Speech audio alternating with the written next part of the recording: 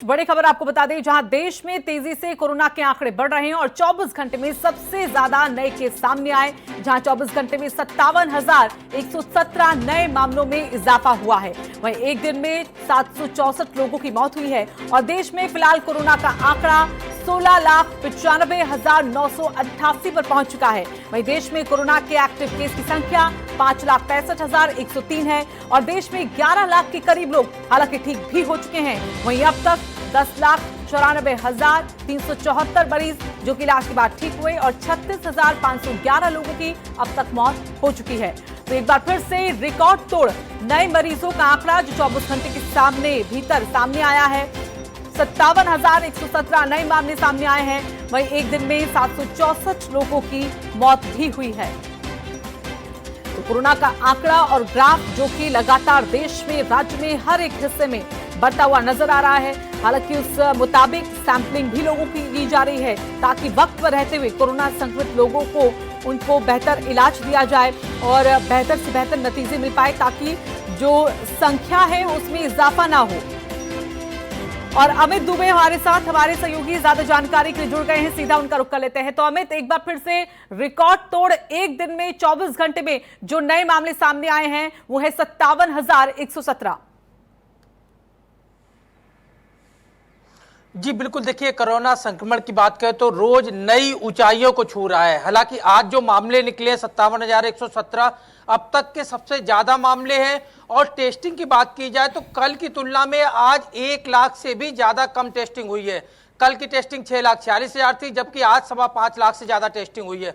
तो ऐसे में टेस्टिंग भी कम हुई है और मामले सबसे ज्यादा, जरूर एक गंभीर चिंता है लगातार, लेकिन उसके बावजूद लगातार राजनीति भी देखने को मिल रही है। आज से अनलॉक 3 शुरू हो चुका है और ऐसे में अगर देश की राजधानी दिल्ली की बात करें तो खुद मुख्यमंत्री केजरीवाल ने तमाम होटल्स और रेहड़ी पटरी खोलने के आदेश दे दिए हैं। नो टाइम जोन घोषित हो गया है, यानी किसी भी वक्त तक रेहड़ी पटरी वाले अपनी दुकान लगा सकते हैं। और ऐसे में राज्यपाल ने इस निर्णय को रोक दिया। राज्यपाल ने मुख्यमंत्री के इस निर्णय को खारिज कर दिया। तो जाहिर तौर पर इसे लेकर राजनीति भी हो रही है। सरकारों को भी समझना होगा कि किस तरह संक्रमण बढ़ रहा है, इसके लिए क्या कुछ एहतियात जरूरी है। और दूसरी बड़ी चीज कि लोगों में किस तरह की लापरवाही है, इसका अंदाजा इस बात से लगाया जा सकता है कि अब तक देश में कई लाख चालान सिर्फ इस बात के हुए हैं जिन लोगों के पास मास्क नहीं था। 1 लाख से ऊपर चालान जो है वो दिल्ली में हो चुके हैं जिन लोगों के पास मास्क नहीं था।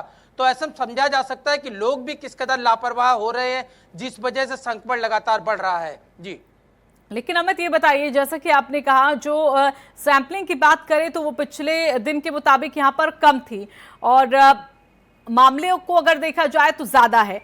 अब जब अनलॉक 3 की शुरुआत हो गई है, जिस तरह से नाइट कर्फ्यू को भी यहाँ पर हटा दिया गया है, आपने कहा कि अरविंद केजरीवाल ने अलग फैसले दिए हैं, हालांकि इसमें भी सियासत यहाँ पर शुरू हो रही है, लेकिन क्या ये नहीं लगता कि अनलॉक 3 के शुरू होने से हम और भी ज्यादा मामलों में इजाफा देख सकते हैं क्योंकि और भी ढिलाई यहाँ पर अब बरत दी गई है?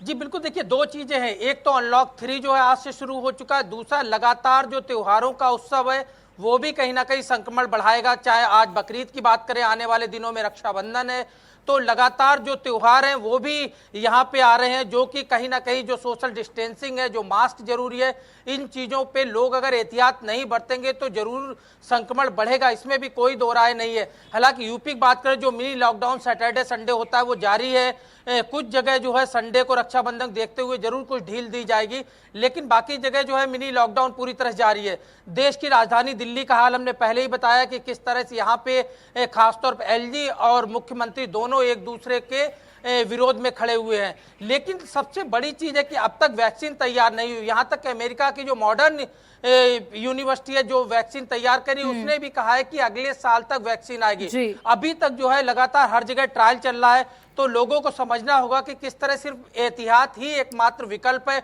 और जो टेस्टिंग की बात है जिसकी मैं लगातार बात कर रहा हूं कि कल सबसे ज्यादा टेस्टिंग हुई थी 6,46,000 और आज उतनी टेस्टिंग नहीं हुई, आज महज 5.25 लाख टेस्टिंग हुई है।